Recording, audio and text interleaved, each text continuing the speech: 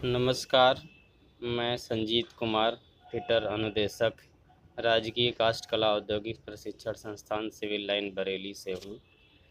आज का मेरा प्रसंग है धातु काटने के लिए प्रयुक्त मशीन। धातु काटने के लिए प्रयुक्त मशीनों के बारे में आज मैं आप सभी लोगों को बताऊंगा।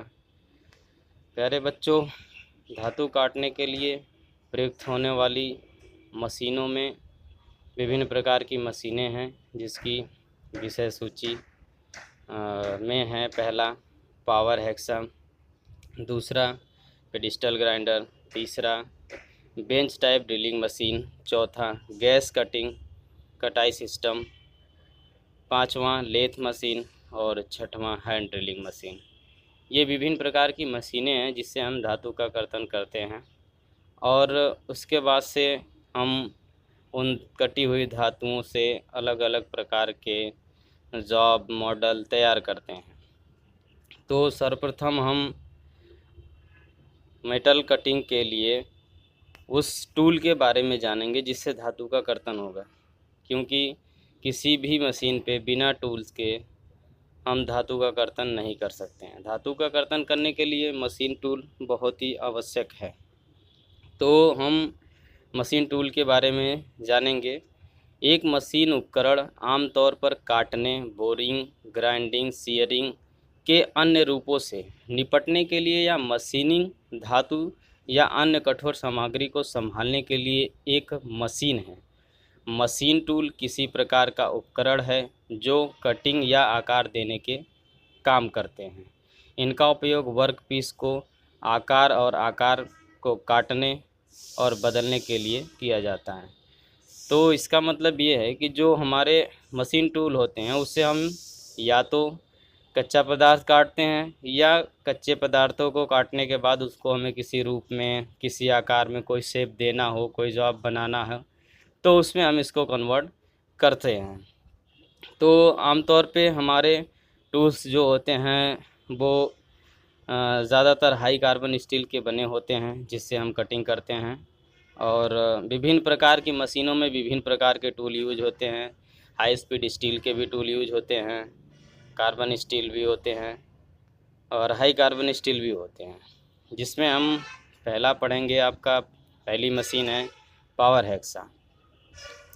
पावर हेक्सा के बारे में हम पढ़ेंगे। पावर हेक्सा के लिए है स्टील जैसे धातुओं के बड़े आकार वर्गों को काटने के लिए पावर हेक्सा का प्रयोग किया जाता है। इस मशीन का प्रयोग हम बड़े आकार जैसे डायमीटर वगैरह 180 mm डायमीटर की हमारी रॉड वगैरह हो गई, या 10, 25, 30 mm थिकनेस की हमारी MS फ्लैट वगैरह हो गई, इसको बड़े आकार के रॉ मटेरियल को काटने के लिए हमारा पावर हेक्सा का प्रयोग किया जाता है। 10/15 mm से अधिक, देखिए यहाँ पे दिया गया है 10/15 ये सर्कल में, तो 10/15 से अधिक mm के व्यास को काटने या सामान्य हाथ से हेक्सा के साथ बहुत कठिन काम होता है। इसलिए मुश्किल और समय लेने वाले काम को अंजाम देने के लिए पावर हेक्सा विकसित किए गए हैं। क्योंकि छोटे मोटे साइज़ के जॉब हो तो उसके लिए हम क्या करते हैं, नॉर्मली हैंड हेक्सा से कटिंग कर लेते हैं। जैसे 10 mm तक की थिकनेस की जो फ्लैट वगैरह होती है, या 1 इंच डायमीटर का जो रॉड वगैरह होती है, सॉलिड रॉड होती है, उसको काटने के लिए तो हम हैंड हेक्सा का ही यूज करके काट लेते हैं। लेकिन जो उससे ज़्यादा थिकनेस की होती है और उससे ज़्यादा डायमीटर होता है, उसको काटने के लिए हम यूज करते हैं पावर हेक्सा का। पावर हेक्सा के पार्ट्स के बारे में हम जानेंगे। पावर हेक्सा सामने आपको ये मशीन दिखाई गई है। पावर हेक्सा में ये है, इसमें आपका बेड है। बेड पे एक देखिए यहाँ पे वाइस लगी हुई है, इस वाइस के बीच में हमारा रॉड लगा हुआ है।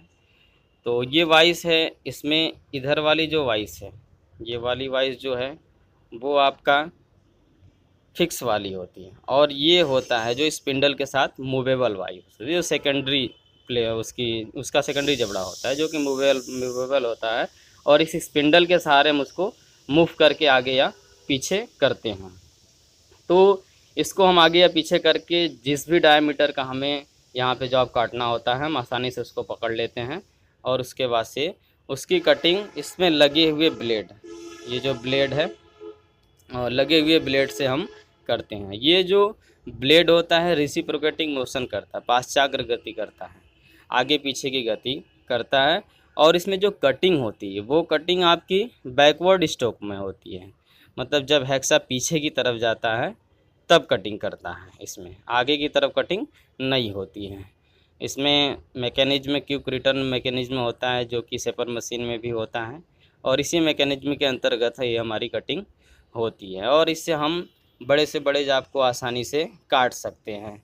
और इसमें देखिए एक चीज़ और है, यहाँ पे आपको कूलेंट के लिए एक पाइप मोटर लगी होती है, इसमें टैंक होता है, टैंक में आपका कूलेंट होता है, कूलेंट में हम कटिंग ऑयल का प्रयोग करते हैं, जिसमें कटिंग ऑयल जो होता है कटिंग ऑयल और पानी का रेशियो होता है, जिसमें अगर 1:20 1:20 का उसमें अनुपात होता है और जिसमें 1 लीटर अगर हम कटिंग ऑयल यूज कर रहे हैं तो 20 लीटर पानी यूज करेंगे। इसके नीचे टैंक बेस में, इसके नीचे ये जो बेस है इसके नीचे इसका टैंक होता है, उस टैंक में हम उसको मिक्सर करके मिला देते हैं और उसके बाद एक मोटर के द्वारा रिसर्कुलेटिंग पंप होता है वो चलता रहता है। और यहाँ पे जो आपको एक दिखाया गया है ये नोज़ल लगा हुआ है, आपको यहाँ पे ये नोज़ल दिखाई दे रहा होगा, इसके माध्यम से कटिंग के समय कूलेंट हमारा बराबर यूज होता है। कूलेंट कटिंग करते समय जब भी हम मटेरियल की कटिंग करते हैं उसमें कूलेंट का यूज अति आवश्यक है, क्योंकि कूलेंट के यूज होने से दो चीज़ों का फ़ायदा है। पहली बात, जॉब हमारा आसानी से और फिनिश से कटता है। दूसरी बात, टूल की लाइफ बढ़ जाती है, क्योंकि जो हीटिंग पावर होती है वो इसमें ख़त्म हो जाती है। तो इस प्रकार हम बड़े से बड़े जॉब को जो आपका ये पावर हेक्सा है, पावर हेक्सा से कटिंग कर लेते हैं। दूसरे नंबर पे आपका है पेडिस्टल ग्राइंडर। पेडिस्टल ग्राइंडर हमारा एक प्रकार का ग्राइंडिंग मशीन ही है, छोटी ग्राइंडिंग मशीन, और जिससे हम इसके लिए जो तथ्य है, स्टील को तेज धार करने के लिए पेडिस्टल ग्राइंडर का उपयोग किया जाता है। इसका उपयोग सतह की खामियों को दूर करने और अत्यंत हार्ड सामग्रियों पर कार्य करने के लिए किया जाता है। इसका उद्देश्य ये होता है, जो हमारी रुक्ष सतह होती है, जो खुरदरी सतह होती है, जैसे हम मान लीजिए हैंड हेक्सा से एमएस फ्लैट काटते हैं, एमएस फ्लैट काटने के बाद से जो हमारे उसके कार्नर्स वगैरह होते हैं, जो सरफेसेस होती हैं, वो फ्लक्चुएशन कंडीशन में होती है, जो कहीं बहुत ज़्यादा गहरी कट जाती है, टेढ़ी मेढ़ी होती है, उस सतह को सुधारने के लिए हम पेडिस्टल ग्राइंडर का प्रयोग करते हैं ग्राइंडिंग के माध्यम से। और काफ़ी हार्ड मटेरियल होता है जिसकी ग्राइंडिंग नॉर्मली हम पेडिस्टल ग्राइंडर से ही करते हैं। इसमें आपको पेडिस्टल ग्राइंडर राइट साइड में दिखाया गया है। इसमें एक का बेस है, बेस से हम फाउंडेशन करके इसको कहीं भी लगा सकते हैं फाउंडेशन पे। उसके बाद इसमें एक आपका स्टार्टर है। स्टार्टर में ऑन और ऑफ़ की बटन आपको दिखाई दे रही होगी। ऊपर ऑन की बटन है ब्लू कलर की, ये वाली ऊपर वाली, और नीचे वाली जो है वो ऑफ़ की बटन है। तो स्टार्टर से हम स्टार्ट करते हैं। बीच में यहाँ एक आपकी मोटर लगी होती है, मोटर लगी थी। इसी मोटर के थ्रू इसके रोटर पे लेफ़्ट एंड राइट दोनों साइडों में 2 व्हील लगे होते हैं, 2 व्हील लगे, और ये व्हील जो होते हैं मोटर स्टार्ट होती जैसे मोटर के साथ ही चलते हैं। और उसके बाद से इसकी, चूँकि ये काफ़ी हार्ड मटेरियल को कटिंग करता है, इस वजह से इसकी स्पीड वगैरह काफ़ी ज़्यादा होती है। 1500 आरपीएम 3000 आरपीएम तक के भी पेडिस्टल ग्राइंडर आते हैं और यूज किए जाते हैं। तो इसके लिए यहाँ पे देखिए आपका एक गाइड बना हुआ है, जो एक बेस होता है, इस पे हम सहारा दे के किसी भी जॉब की ग्राइंडिंग आसानी से कर लेते हैं। तो ये हमारा यूज होता है खुरदरे सतहों की ग्राइंडिंग करने के लिए। नॉर्मली जो खुरदरी सतहें होती है उसकी ग्राइंडिंग करने के लिए हम इसका यूज करते हैं। तीसरी मशीन है आपकी bench type drilling machine. Bench type drilling machine में जैसे हमने मान लीजिए जॉब को काटने के बाद से उसकी सतहों को फिनिश किया। अब उसके बाद से कहीं कहीं जॉब में ड्रिलिंग वगैरह के लिए भी ऑप्शन होता है, जैसे ड्रिलिंग करना होता है। मान लीजिए आपको कोई होल करना है या वो कोई फाउंडेशन प्लेट वगैरह बनानी, तो उसमें ड्रिलिंग वगैरह, चूँकि ड्रिलिंग एक जनरल वर्क है और ज़्यादातर हम इसका यूज करते हैं और ड्रिलिंग ऑपरेशन में। तो बेंच टाइप की जो ड्रिलिंग मशीन है उसके लिए बेंच टाइप ड्रिलिंग मशीन का उपयोग आमतौर पर स्टील और कच्चा लोहा और सॉफ्ट मटेरियल जैसे एल्युमिनियम, पीतल, लकड़ी, प्लास्टिक आदि में हल्का कार्य ड्रिलिंग करने के लिए किया जाता है। ये हल्के वर्क के लिए हमारी जो बेंच टाइप की ड्रिलिंग मशीन है इसका हम यूज करते हैं। एमएस फ्लैट वगैरह हो गई, स्टील वगैरह हो गई, सॉफ्ट मटेरियल्स में हम नॉर्मली ड्रिलिंग करते हैं। इसमें आपको राइट साइड में ड्रिलिंग मशीन दिखाई गई है, ये आप देख रहे हैं ड्रिलिंग मशीन है जिसमें आपका बेस है। बेस पे हम फाउंडेशन करते हैं और उसके बाद से फिर हमारा फाउंडेशन के थ्रू मशीन को इंस्टॉल कर दिया जाता है। आपको ये पिलर दिखाई दे रहा होगा, इसी पिलर पे आपका ये वर्क बेंच है, आपकी वर्किंग टेबल है वो। तो इस पे हम क्या करते हैं, जॉब को होल्ड करते हैं। इस पे आपकी मशीन वाइज होती है, मशीन वाइज भी इसी पे होल्ड होती है और मशीन वाइज में हम जॉब को होल्ड करते हैं। जॉब को होल्ड करने के बाद से ये आपका स्पिंडल है जिसमें आपका ये ड्रिल बिट लगा हुआ है जो कि एक टेपर सैंक ड्रिल है और इसी की स्पिंडल में लगा हुआ है।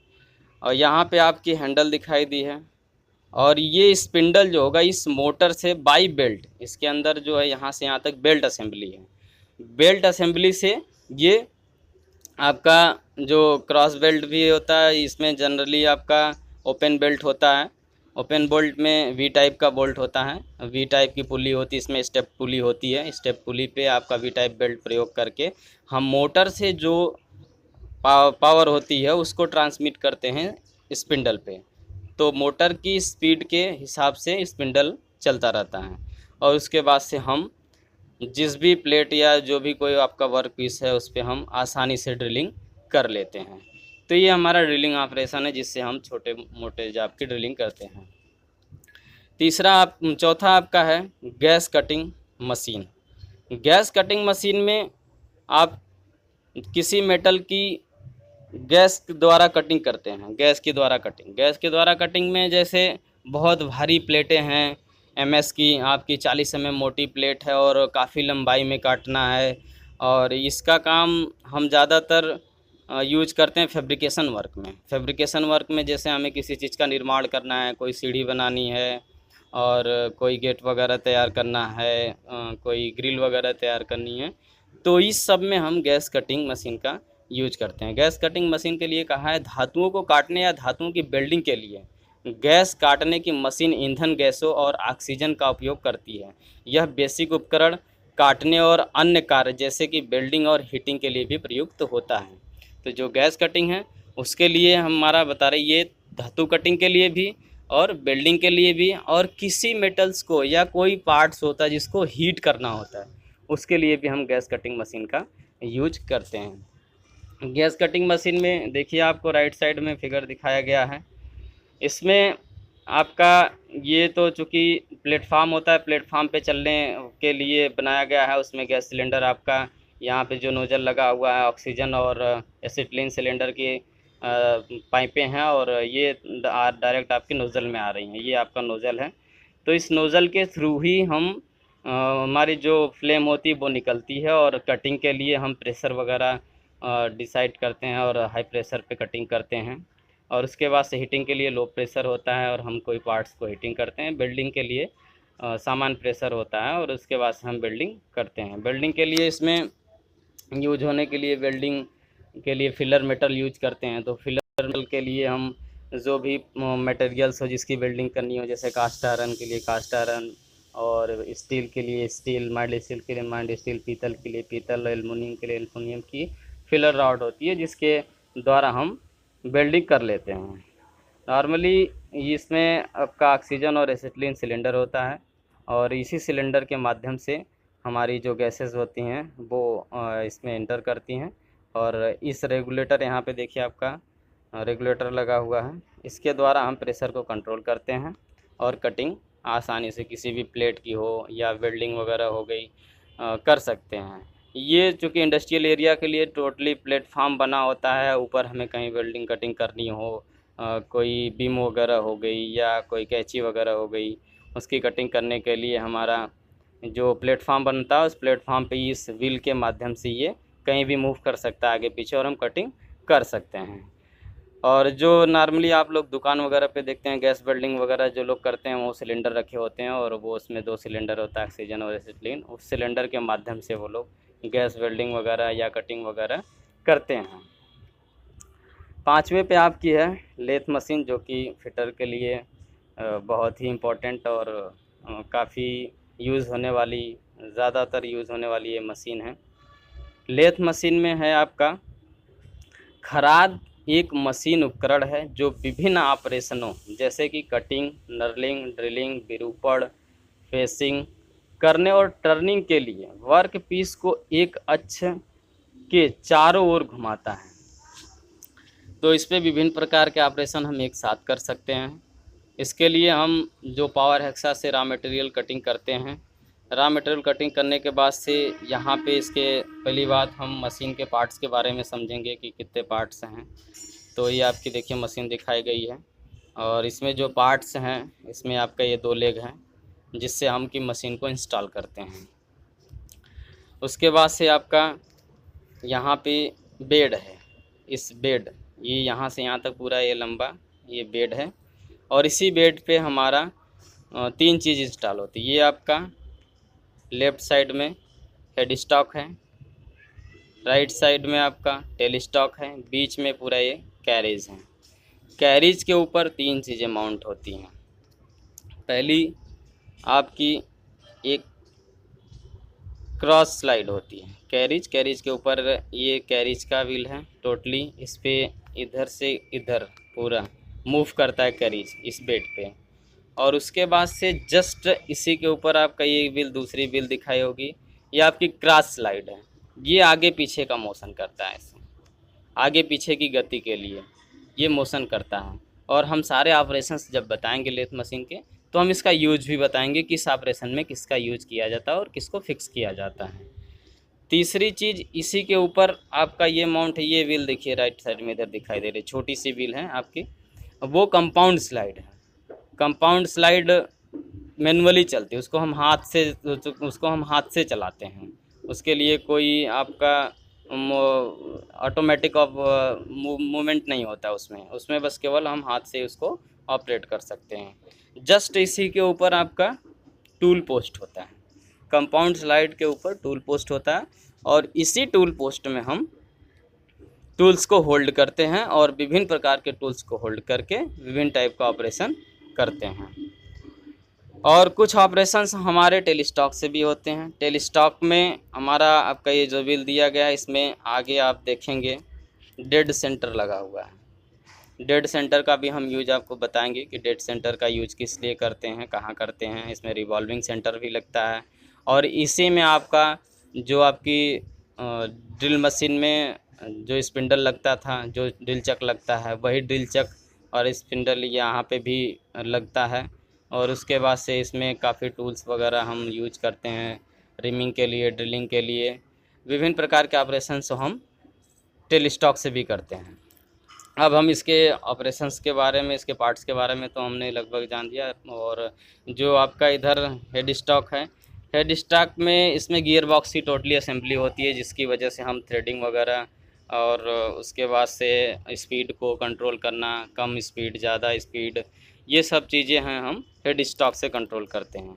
इसमें पार्ट्स में और 2 चीज़ें हैं। इसमें देखिए एक आपकी फीड रॉड होती है, यहाँ पे फीड रॉड चूँकि नीचे इस फिगर में यानी फीड रॉड होती है, दूसरा ये फीड रॉड आपको दिखाई गई है और एक लीड स्क्रू होती है जस्ट इसी के ऊपर। इस फिगर में तो टोटली चूँकि फीड रॉड नहीं दिखाई गई, लीड स्क्रू ही दिखाया गया है।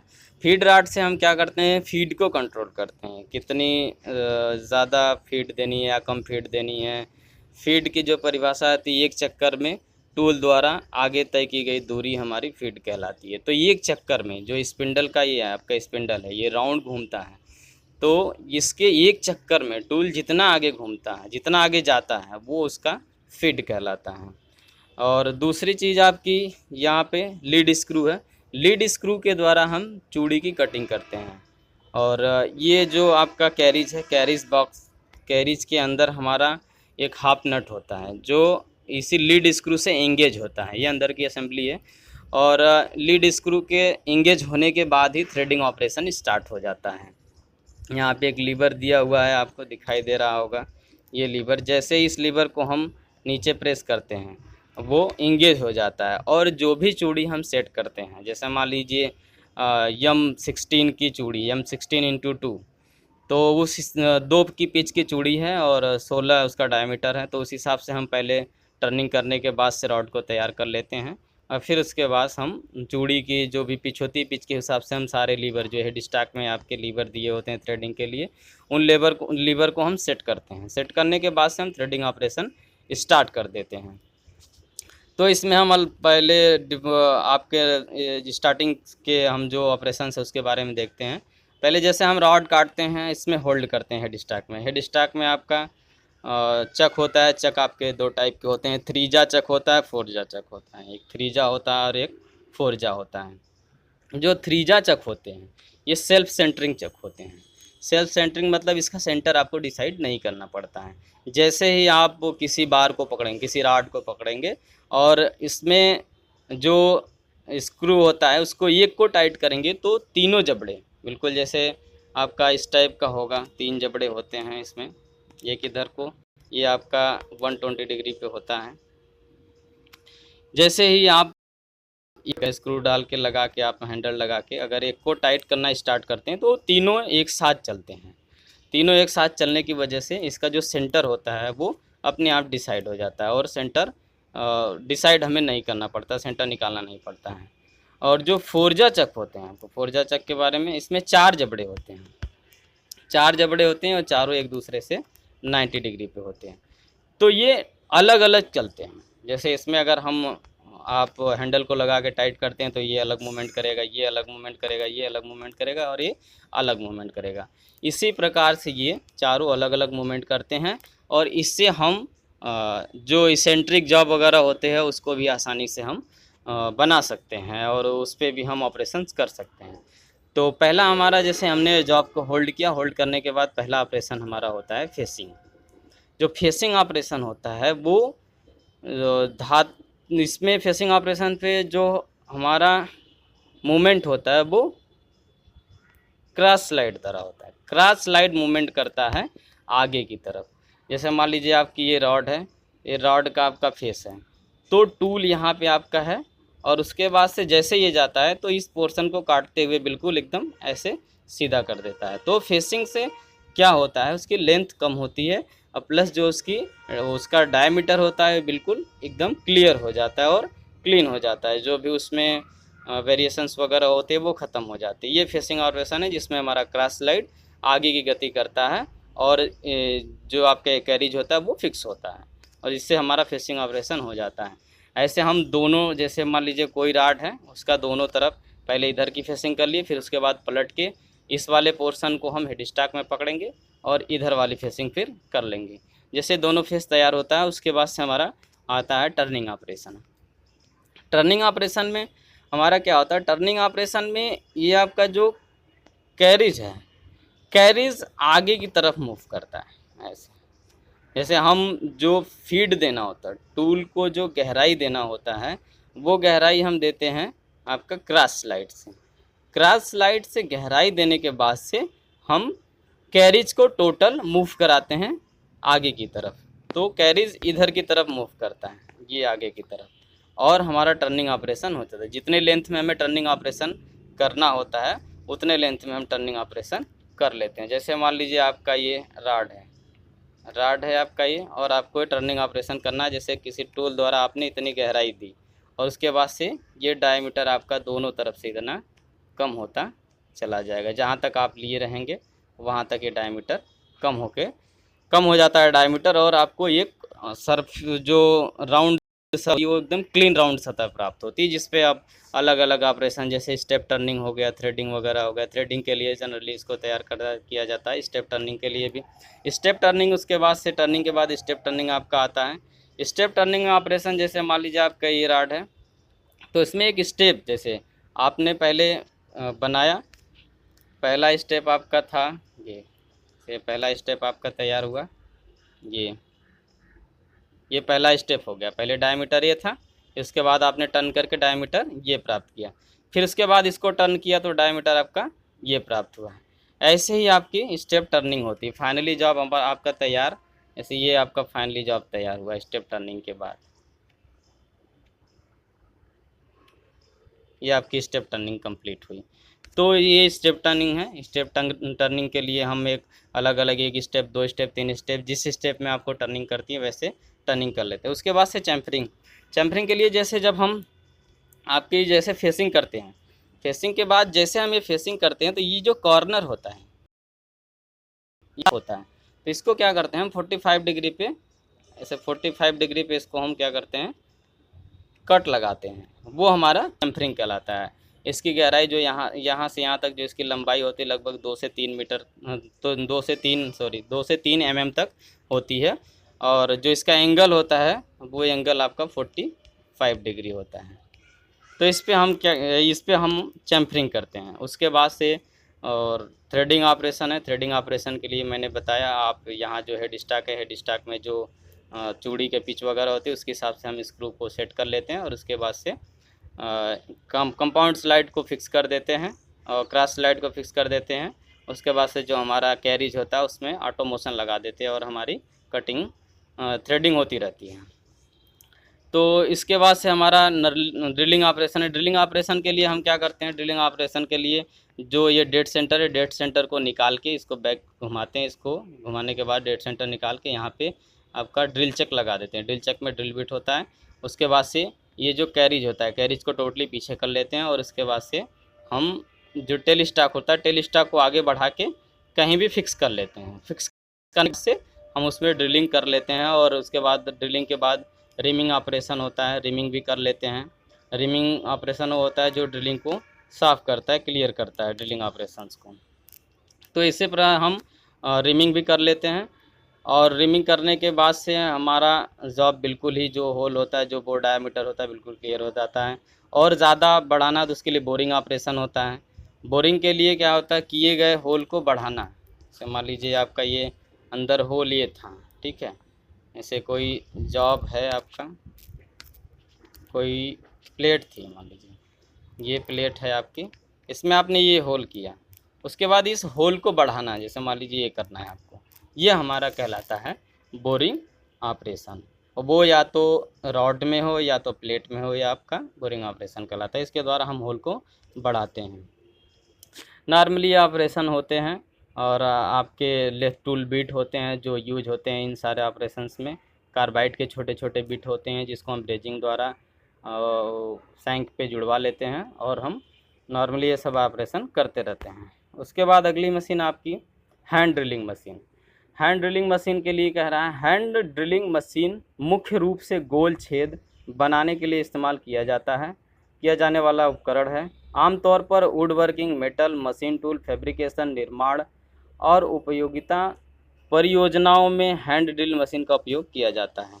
नॉर्मली छोटे वर्क के लिए, छोटे छिद्र बनाने के लिए हम हैंड ड्रिल मशीन का प्रयोग करते हैं। जहाँ पे हम आपकी बेंच टाइप ड्रिल मशीन को ना ले जा पाएँ या वर्क पीस ऐसा हो जिसको हम मशीन तक ना ले पाएँ, उसके लिए हम हैंड ड्रिल मशीन का प्रयोग करते हैं। वहाँ पे हैंड ड्रिल मशीन ले जाके हम ड्रिलिंग कर लेते हैं, जिससे हमारी आसानी से ड्रिलिंग हो जाती है मेटल्स पे।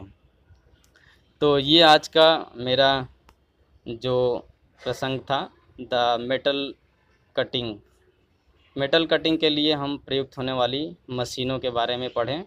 प्रशिक्षण का सारांश में हम इस प्रसंग में हमें विभिन्न प्रकार की धातु कर्तन मशीन के बारे में जानना तथा उनके उपयोगों के विषय में चर्चा की है कि उनको उपयोग कहाँ, मशीनें क्या होती हैं, उसके पार्ट्स वगैरह क्या होते हैं और कैसे हम उस पर कैसे ऑपरेशंस करते हैं, ये सब है। इसको प्रयुक्त संदर्भ है, इसको मैंने लिया है पीटर थ्योरी बलबीर सिंह की एशियन पब्लिकेशंस की है, जिससे मैंने ये पीपीटी बनाया था और उसके बाद से मैं इस पे लेक्चर दिया, आप लोगों को बताया और धातु काटने वाले मशीनों के बारे में जो भी जानकारी थी वो इस वीडियो के माध्यम से आपको मैं अवेलेबल कराया। मैं कोशिश यही करता हूँ कि ये आपके लिए बहुत ही उपयोगी सिद्ध होगी। धन्यवाद।